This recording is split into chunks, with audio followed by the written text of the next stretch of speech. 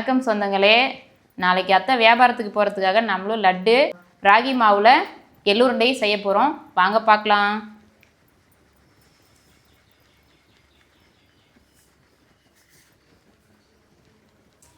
அப்படியே சலிச்சு வச்ச கடலை மாவை நம்மளும் கரைச்சிக்கிட்டு வாங்க அப்படியே போய் பூந்தியை தேய்ச்சிருவோம்.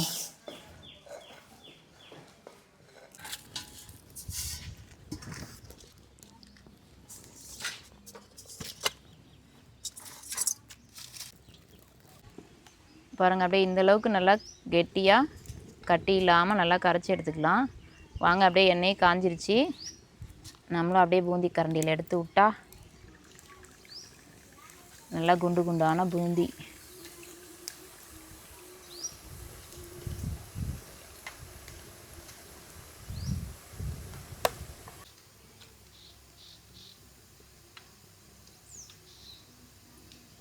அவ்வளோதாங்க.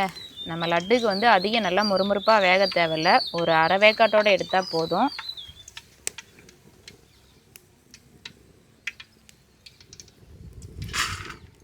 அப்படியே வாங்க நம்மளும் பாவு காய்ச்சிக்கலாம். 1/2 கிலோ கடலை மாவுக்கு 3/4 கிலோ சர்க்கரை,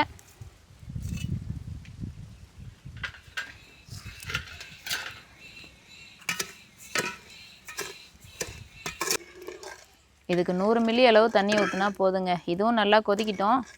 அதுக்குள்ளே நம்ம இந்த பூந்தியும் நல்லா அப்படியே தூளாக இடிச்சு எடுத்துக்கலாம்.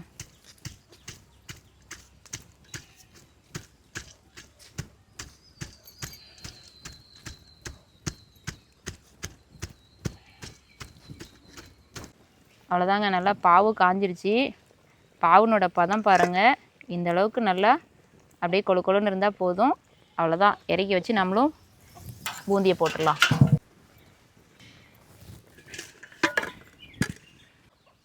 வாங்க அப்படியே கொஞ்சம் ஏலக்காய் தூளும் போட்டுக்கலாம். நம்ம எப்போயும் கலர் போட மாட்டோம். அத்தை ரெகுலராக கொண்டு போகிற இடத்துல கலர் போட்டு கொண்டு வாங்கம்மா, அப்போ தான் நல்லா சாப்பிட்றதுக்கு நல்லா இருக்குன்னாங்க. அதனால் நம்மளும் போட்டுக்குவோம். அப்படியே நம்ம இடித்து வச்ச பூந்தியும் இது கூட சேர்த்துக்கலாம்.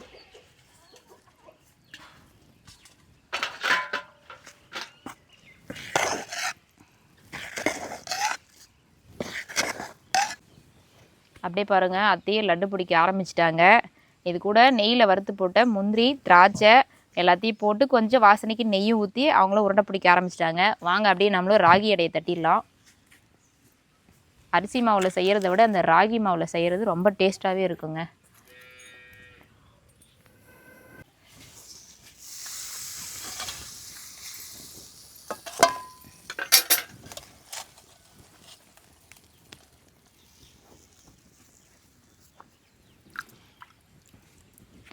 ஒட்டாமல் இருக்க அப்படியே நம்மளும் கொஞ்சம் தண்ணியில் கையை நனைச்சாதான் ஒட்டாமல் நல்லா பெருசாக தட்ட முடியும்.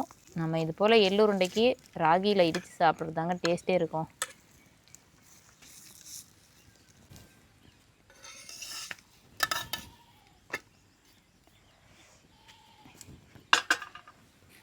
வாங்க லட்டு பிடிக்கிறோம் பார்க்கலாம்.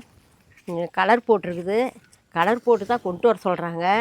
நான் கலர் போடாத தான் பிடிப்பேன். கலர் போட்டு கொண்டு வாயா, அப்போ தாயா நல்லாயிருக்கும், எடுப்பாக இருக்கும் பார்க்குறதுக்கு அப்படின்னு பிள்ளைங்கள்லாம் சொல்கிறாங்க. 2 வாரமாக லட்டு போட்டுக்கு போகல.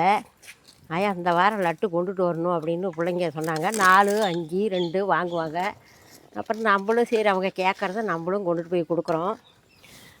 எள்ளுருண்டையும் கேட்டாங்க. அப்புறம் அதிர்ஷ்டம் போடுறதுக்கு இல்லை. அதுக்குன்ட்டு சரி இதனாச்சும் எடுத்துகிட்டு போகலாம் நாளைக்கு வியாபாரத்துக்கு அப்படின்னு லட்டு பிடிச்சிக்கிட்டு இருக்கிறேங்க. 10 ரூபாய்க்கு வாங்குவாங்க, 5 ரூபாய்க்கு வாங்குவாங்க. ஒரு பொண்ணு மாசமாக இருக்குது, அம்மா லட்டு கொண்டுட்டு வாம்மா, 2 வாரமாக கொண்டுட்டு வருவேன்னு பார்த்தேன், கொண்டுட்டு வரலம்மா அப்படின்னு சொன்னிச்சு. அப்புறம் அதை பிடிச்சிக்கிட்டு இருக்கிறேங்க. பிள்ளைங்களும் ஆயா லட்டு கொண்டு வரும் லட்டு கொண்டு வரணும் 2 வாரமாக உன்னைய பார்க்குதுமா எங்கள் பிள்ளைங்க. ஆயா வள்ளியன்னு ஏயா வரல அப்படின்னுதுவேன். காட்டில் வேலையா வர்றதுக்கு இல்லை, சரி இந்த வாரம் கொண்டுகிட்டு வராயா அப்படின்னு. காசு இல்லைம்பாங்க ஒவ்வொருத்த.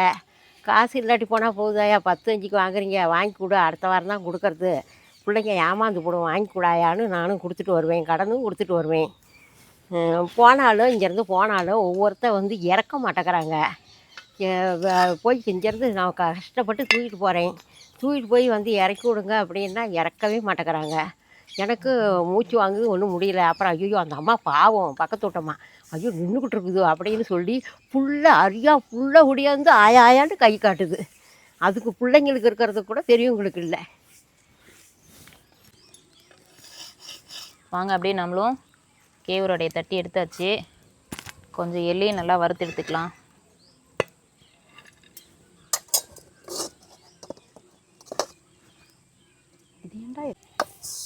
அப்படியே எள்ளையை ஒரு வறுப்பு வச்சுக்கலாம். நல்லா வறுத்தோம்னா சாப்பிட்றதுக்கு நல்லா மணமாக இருக்கும்.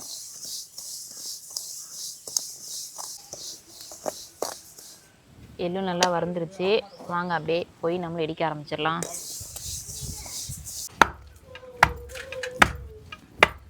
வாங்க அப்படியே இனிப்புக்கு வெல்லத்தையும் சேர்த்து நல்லா தூளாக இடித்து எடுத்துக்கலாம்.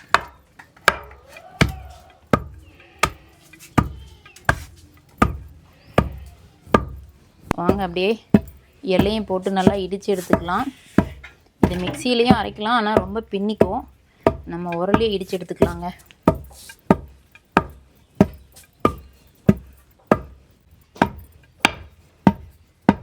வாங்க அப்படியே நம்மளும் கேழ்வரகு அடையை போட்டு நல்லா இடிச்சிக்கலாம்.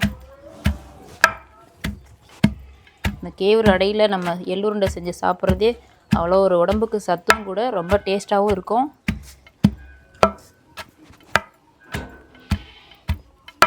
அவ்வளோதாங்க, நம்மளும் கேவுரு அடை இடித்தாச்சு. அது கூட வெல்லம், நம்ம இடித்து வச்ச எல்லையும் சேர்த்து நல்லா பிசைஞ்சு விட்டு இடித்து எடுத்தால் நம்மளுக்கும் இன்னும் கொஞ்சம் சுவையாக இருக்கும். வாங்க அப்படியே இடித்து எடுத்துக்கலாம்.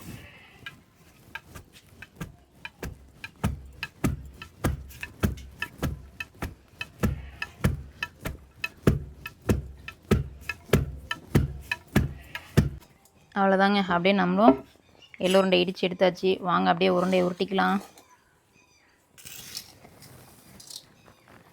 பார்க்கவே சாப்பிடணும் போல் அவ்வளோ இதாக இருக்குது.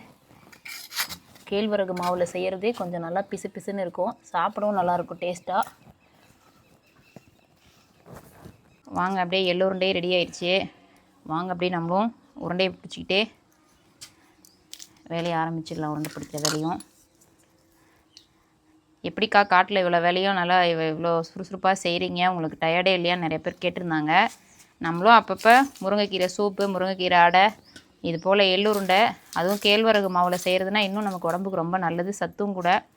எல்லாருக்குமே பிள்ளைங்கள்லேருந்து பெரியவங்க வரைக்கும் இது போல் செஞ்சு சாப்பிட்டா நம்மளுக்கு உடம்புக்கு ரொம்ப சத்து. அதனால் நம்மளும் இது மாதிரி தாங்க செஞ்சு சாப்பிடுவோம். எப்பயுமே பிள்ளைங்களுக்கு இது போல் வீட்டில் நம்மளும் செஞ்சு கொடுப்போம். அதை வியாபாரத்துக்கும் கேட்குறவங்களுக்கும் ரெகுலராக நம்ம செஞ்சு கொடுப்போங்க.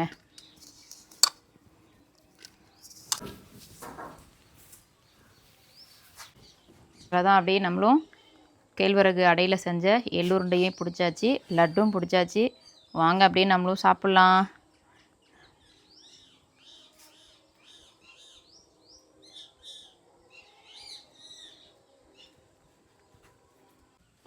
நம்ம இடித்த எள்ளுருண்டையை நம்மளே சாப்பிட்டு பார்க்கலாங்க. சூப்பராக இருக்குது. அதை சாப்பிட்டு பாருங்க.